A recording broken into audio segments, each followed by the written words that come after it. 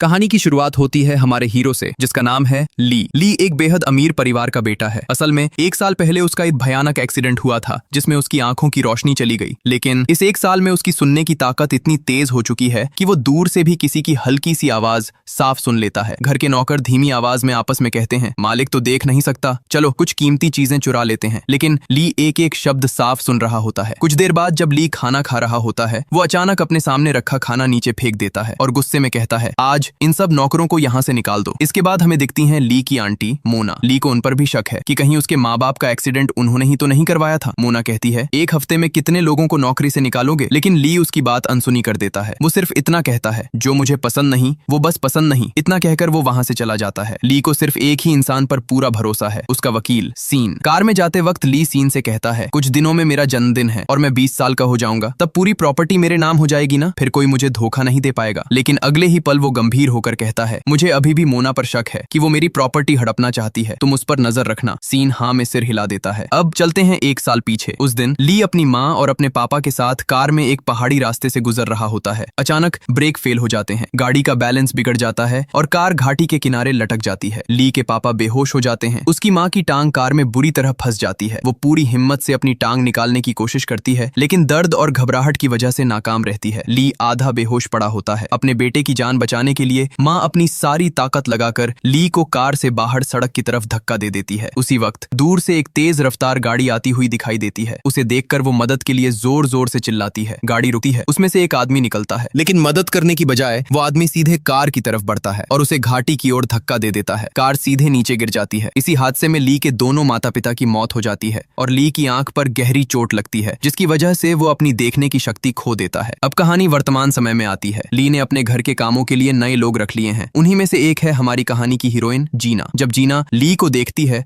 तो वो चौंक जाती है। जिस चेहरे को वो जिंदगी में दोबारा कभी नहीं देखना चाहती थी, आज उसे उसी के लिए काम करना पड़ रहा होता है। यहीं से कहानी एक फ्लैशबैक में चली जाती है। 3 दिन पहले ली अपने इलाज के लिए अस्पताल गया होता है। ली के मन में अंदर ही अंदर एक डर हमेशा बना रहता है कि मोना किसी भी वक्त उसे मरवाने की कोशिश कर सकती है। इसीलिए उसने अपने आसपास हमेशा बॉडीगार्ड रखे होते हैं। उसी अस्पताल में जीना का भाई भी अपना इलाज करवा रहा होता है। असल में जीना के पिता उसी अस्पताल में सिक्योरिटी गार्ड होते हैं। वो जीना से कहते हैं, अस्पताल का मालिक एक अच्छा इंसान है, उसने तुम्हारे भाई के इलाज का खर्च भी काफी कम कर दिया है, बस थोड़ा गुस्सैल है, छोटी सी बात पर भी नाराज हो जाता है। वो अभी आने वाला है, इसलिए उसके सामने थोड़ा संभल कर रहना। ये कहकर वो वहां से चले जाते हैं। थोड़ी देर बाद ली अस्पताल आता है और वॉशरूम की तरफ बढ़ता है। जैसे ही वो वॉशरूम के अंदर जाता है, अचानक कोई पीछे से उसे पकड़ लेता है। एक पल के लिए ली का जहन फ्रीज हो जाता है। उसे लगता है कहीं ये मोना की तरफ से भेजा हुआ आदमी तो नहीं जो आज उसे मारने आया हो, लेकिन असल में वो जीना का भाई होता है। तभी गार्ड्स आकर जीना के भाई को पकड़ लेते हैं और ली गुस्से में उसे बुरा भला कहने लगता है कि ये कैसी बदतमीजी है। इतने में जीना भी वहां आ जाती है और ली पर चिल्ला उठती है, क्या कोई बीमार बच्चे से ऐसे बात करता है? जीना को ये पता ही नहीं होता कि ली अंधा है। वो उसे खरी खोटी सुना देती है। तभी जीना के पिता वहां आ जाते हैं। वो ली के सामने घुटनों के बल बैठ जाते हैं और हाथ जोड़कर माफी मांगते हैं, लेकिन ली उनकी एक नहीं सुनता और साफ कह देता है, मैं तुम्हें नौकरी से निकाल रहा हूँ। ये कहकर ली वहां से चला जाता है। जीना टूट जाती है। उसे समझ नहीं आता कि अब क्या होगा, क्योंकि उसके पिता की नौकरी जा चुकी होती है। अब जीना को कोई काम ढूंढना पड़ता है। उसी दौरान उसे पता चलता है कि ली के घर में कुछ काम की जरूरत है। वो बिना देर किए ली के घर पहुंच जाती है और अब सीन वर्तमान में शिफ्ट होता है। जैसे ही ली जीना की आवाज सुनता है, वो तुरंत पहचान जाता है, ये वही लड़की है जिसने हॉस्पिटल में मुझे उल्टा सीधा सुनाया था। ली कुछ नहीं कहता। उसके दिमाग में बस एक ही बात चल रही होती है, अगर ये लड़की झूठ बोलेगी तो वो उसे उसी वक्त निकाल देगा। वो शांत आवाज में पूछता है, क्या हम पहले कभी मिले हैं? जीना बिना घुमाए सीधा जवाब देती है, हाँ, हम हॉस्पिटल में मिले थे। मेरे भाई ने गलती से आपको पकड़ लिया था और मैंने आपको गलत समझकर डांट दिया था। ली को उसकी ईमानदारी पसंद आती है और वो उसे काम पर रख लेता है। जीना अपना काम पूरी जिम्मेदारी से करती है। हेयर ड्रायर से उसके बाल सुखाने से लेकर उसे शर्ट पहनाने तक सब कुछ संभाल लेती है। धीरे धीरे वो ली के करीब आने लगती है और उसकी आंखों को देखने लगती है। उसे अफसोस होता है कि इतनी खूबसूरत आंखों में रोशनी क्यों नहीं है। ली को भी महसूस हो जाता है कि वो बहुत पास आ गई है। वो थोड़ा सख्त होकर कहता है, इतना करीब मत आओ, थोड़ा हटकर खड़ी हो। सब कुछ ठीक चल रहा होता है, लेकिन एक दिन मोना जीना से कहती है, ली तुम पर बहुत भरोसा करने लगा है, तुम्हें मेरे लिए एक काम करना होगा। तुम मुझे उसकी हर हरकत की खबर देती रहना। वो कहाँ जाता है, किससे मिलता है है और कौन से फैसले लेता है, सब। अगर तुम ये कर दोगी तो मैं तुम्हारे पापा की नौकरी वापस दिलवा दूंगी और तुम्हारे भाई का पूरा हॉस्पिटल बिल भी भर दूंगी। ली ये सारी बात ऊपर से सुन लेता है क्योंकि उसकी सुनने की शक्ति बहुत तेज होती है। कुछ देर बाद जीना ऊपर आती है और ली सीधे कह देता है, मैं तुम्हें निकाल चुका हूँ, तुम जा सकती हो। जीना हैरान होकर पूछती है, निकालने का मतलब? मैंने क्या गलत किया? ली ठंडे लहजे में जवाब देता है, तुम मोना से मिलकर मेरी जासूसी करने वाली थी, सही? ये सुनते ही जीना का गुस्सा फूट पड़ता है। वो कहती है, तुम्हारी वजह से मेरे पापा की नौकरी गई जबकि उनका कोई कसूर नहीं था, और आज बिना सोचे समझे तुमने मुझे भी निकाल दिया। तुम्हें जरा भी अंदाजा है तुम्हारे जल्दबाज फैसले कितनी जिंदगियां बर्बाद कर देते हैं? जीना रुकती नहीं। और तुम क्या सोचते हो कि तुम उदास हो क्योंकि तुम अंधे हो? सच ये है कि तुम्हारा नजरिया ही गलत है। तुम्हें खुद के अलावा किसी की कदर नहीं। अगर तुम हर किसी पर शक करते रहोगे तो पूरी जिंदगी अकेले रह जाओगे, तुम्हें कोई नहीं मिलेगा। ये कहकर जीना उसकी तरफ एक तकिया फेंक देती है और वहां से चली जाती है। ली भी गुस्से से भर जाता है। अगले दिन मोना की असिस्टेंट ली को फोन करके बताती है कि मोना उसे बिना बताए हॉस्पिटल बेचने की तैयारी में है और उसे तुरंत वहां पहुंचना चाहिए। ये सुनकर ली घबरा जाता है। वो अपने वकील शॉन को फोन करता है और कहता है कि उसे अभी हॉस्पिटल जाना है। शॉन ऊपर से हाँ कहकर कॉल काट देता है, लेकिन फोन रखते ही शॉन अपने आदमियों को हुक्म देता है कि ली के घर पहुंचकर उसे एक भी कदम बाहर न निकलने दें। वे लोग ली को एक कमरे में बंद कर देते हैं। यहीं ली को समझ आ जाता है कि शॉन भी अब मोना के साथ मिल चुका है। इसके बावजूद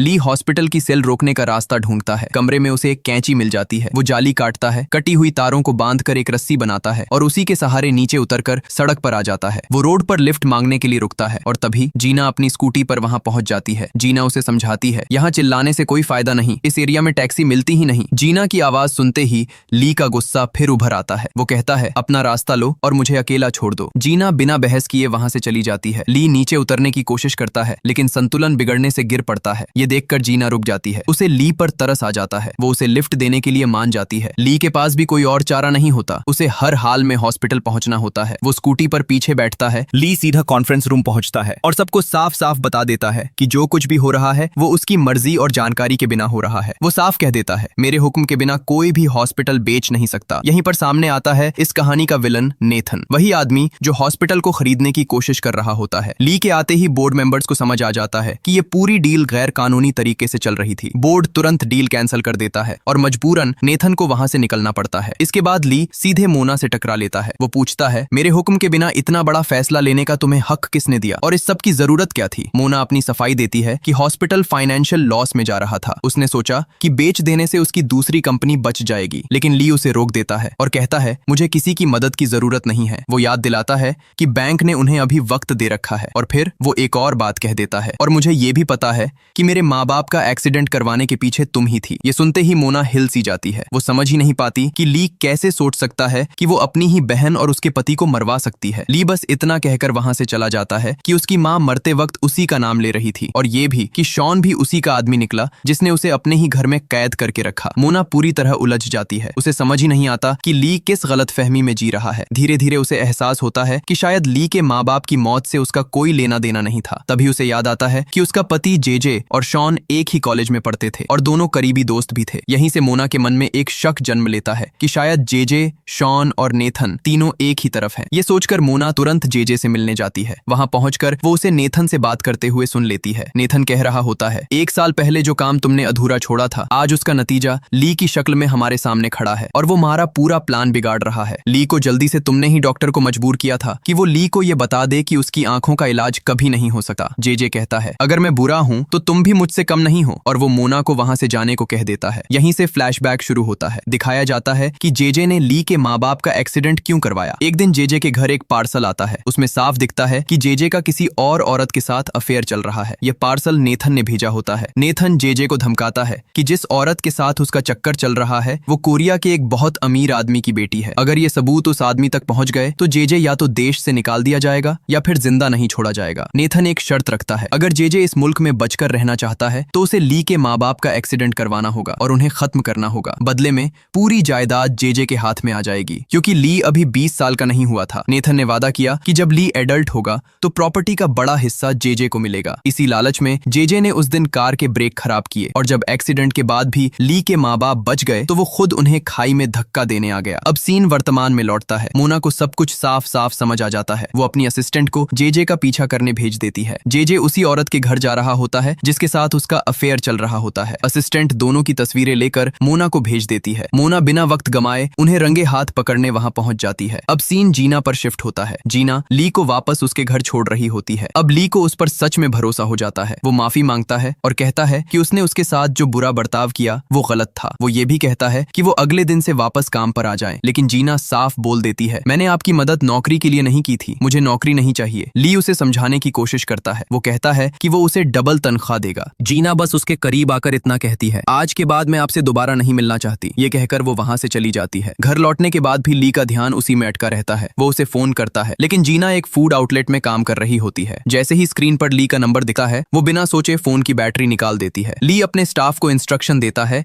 कि जीना के पापा को हॉस्पिटल में वापस बुलाया जाए और जीना के भाई का इलाज मुफ्त में शुरू किया जाए। उसे लगता है कि शायद इन सबसे जीना का गुस्सा कम हो जाए और वो वापस लौट आए। इधर मोना उस औरत के घर पहुंचती है जिसके साथ जेजे का अफेयर चल रहा होता है। दरवाजे के बाहर जेजे के जूते देखकर मोना चुपचाप खड़ी हो जाती है और अंदर की बातें सुनने लगती है। अंदर वो औरत जेजे से पूछ रही होती है, तुम मोना को कब डिवोर्स दोगे? तभी मोना अंदर आ जाती है और सच सामने आता है। वो औरत मोना की बेस्ट फ्रेंड ही होती है। मोना को यकीन ही नहीं होता कि उसी ने उसकी जिंदगी उजाड़ दी। गुस्से में मोना उस औरत के बाल पकड़ती है और उसे खींच कर नीचे गिरा देती है। जेजे एक कोने में खड़ा कांपता रहता है। मोना उसके मुंह पर एक जोरदार थप्पड़ मारती है और साफ कह देती है कि वो उसे पूरे शहर में जलील करेगी और पुलिस केस भी करवाएगी। मोना जाने लगती है, लेकिन जेजे उसका हाथ पकड़ लेता है। घबराहट में वो उसे सीढ़ियों से नीचे धक्का दे देता है। मोना के सिर पर गहरी चोट लगती है और वहीं उसकी मौत हो जाती है। जेजे और वो औरत शॉक में आ जाते हैं। उन्हें लगता है अब अगला स्टेशन सीधा जेल ही होगा, लेकिन तभी जेजे के दिमाग में एक खौफनाक प्लान आता है। वो एक डेंजरस क्रिमिनल को फोन करता है जिस पर पहले से कई केस चल रहे होते हैं। जेजे कहता है, ध्यान से सुनो। वो बताता है कि वो उन्हें $20 लाख देगा और बदले में सिर्फ उसकी बीवी की लाश से छुटकारा पाना होगा। वो ये भी कहता है कि ली के हॉस्पिटल लैब में एक वायरस रखा हुआ है और उन्हें किसी तरह ली को उस वायरस से इन्फेक्ट करना होगा। इसके बाद उन्हें पुलिस के सामने सरेंडर कर देना है और ये कहना है कि मोना को मारने का हुक्म ली ने दिया था। जेजे समझाता है, इल्जाम ली पर जाएगा और इन्फेक्शन की वजह से वो कुछ ही दिनों में मर जाएगा। अगर काम ठीक से हो गया तो पैसे उनके होंगे। क्रिमिनल तुरंत मान जाता है। इधर जैसा ली ने सोचा था, जीना का गुस्सा धीरे धीरे कम हो जाता है और वो वापस ली के घर काम पर आ जाती है। जीना को देखकर ली साफ तौर पर रिलीव महसूस करता है। तभी क्रिमिनल ली को फोन करता है। वो कहता है, मुझे पता है कि तुम्हारे माँ बाप के कत्ल के पीछे कौन था। वो बताता है कि उन्हें मरवाने का ऑर्डर जेजे ने ही दिया था और फिर वो ली से कहता है कि वो तुरंत अपने हॉस्पिटल लैब पहुंच जाए क्योंकि सारी सच्चाई वहीं मिलेगी। ली के अंदर गुस्सा फट पड़ता है क्योंकि अब तक वो मोना को ही अपने माँ बाप की मौत का जिम्मेदार समझ रहा था। अब पूरी तस्वीर पलट चुकी होती है। ली तुरंत जीना को साथ लेता है और लैब पहुंचता है। क्रिमिनल पहले से कमरे में वायरस सेटअप कर चुका होता है। जैसे ही ली अंदर आए, एक स्विच दबाते ही वायरस हवा में फैल जाए। ली और जीना कमरे में कदम रखते ही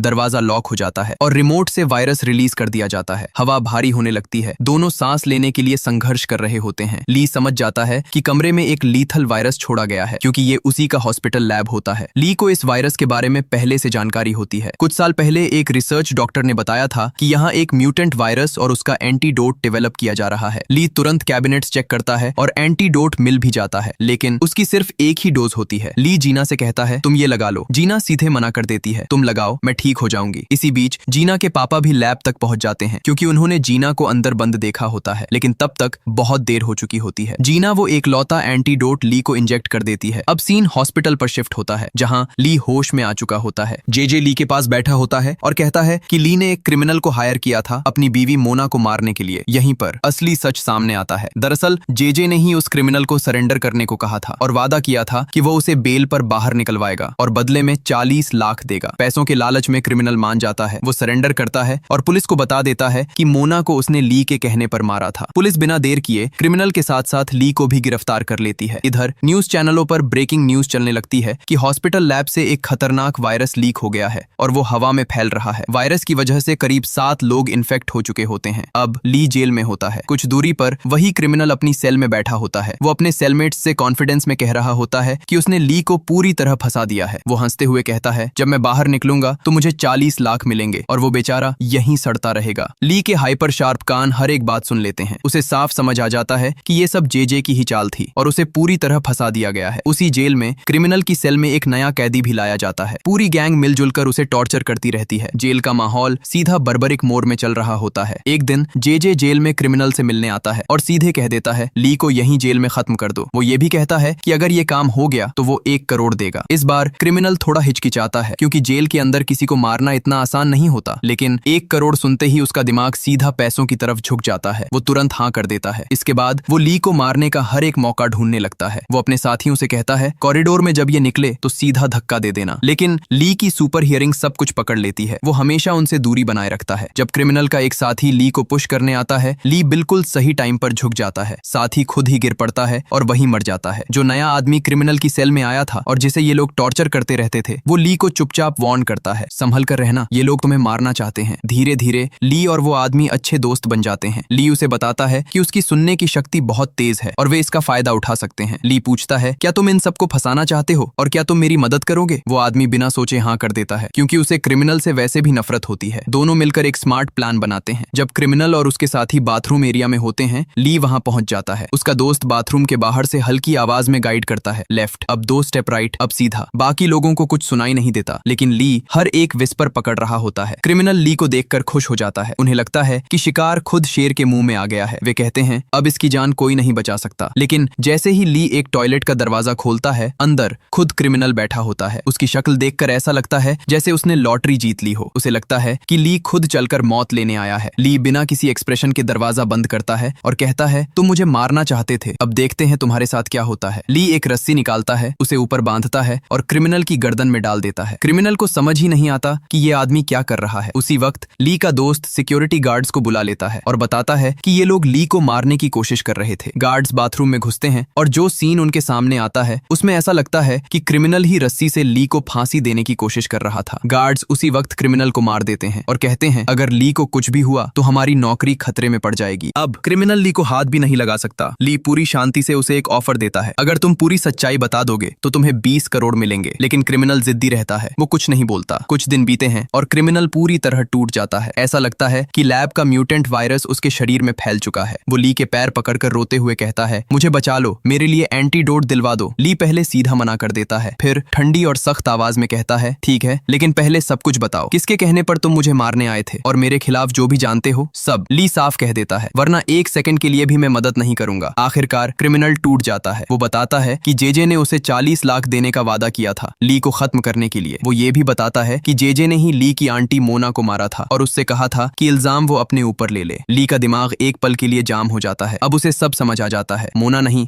बल्कि जेजे ही हर चीज के पीछे था। लेकिन तभी क्रिमिनल एक और बम गिराता है। वो कहता है तुम्हारी आंखों का इलाज ऑपरेशन से हो सकता था, लेकिन वे लोग नहीं चाहते थे कि तुम ठीक हो जाओ। ली की जिंदगी की सारी तस्वीरें एक ही लाइन में फिट हो जाती हैं। जो उसके सबसे करीब थे वही उसके सबसे बड़े दुश्मन निकले। इतना कहकर क्रिमिनल बेजान होकर नीचे गिर जाता है। दोनों को एम्बुलेंस से हॉस्पिटल ले जाया जाता है। वहां जेजे नकली इंसानियत दिखाते हुए सबके सामने कह रहा होता है ली हमारे खानदान का इकलौता वारिस है, मैं पूरी कोशिश करूंगा उसे बेल दिलवाने की। लेकिन ली उसका असली चेहरा जान चुका होता है, इसलिए वो चुप रहता है। ली को हॉस्पिटल में एडमिट कर दिया जाता है। वहीं वो एक नया लॉयर हायर करता है और साफ टारगेट सेट करता है। मुझे शक है कि मेरे माँ बाप और आंटी मोना के कत्ल के पीछे जेजे ही है और मुझे किसी भी तरह उसे अरेस्ट करवाना है। और यहीं पर इस सीरीज का पार्ट 1 खत्म होता है। अगर आपको ये वीडियो पसंद आई हो तो चैनल को सब्सक्राइब जरूर करें और बेल आइकन दबाना ना भूलें, ताकि ऐसी ही और रोमांचक कहानियां आप तक पहुंचती रहें। देखने के लिए धन्यवाद।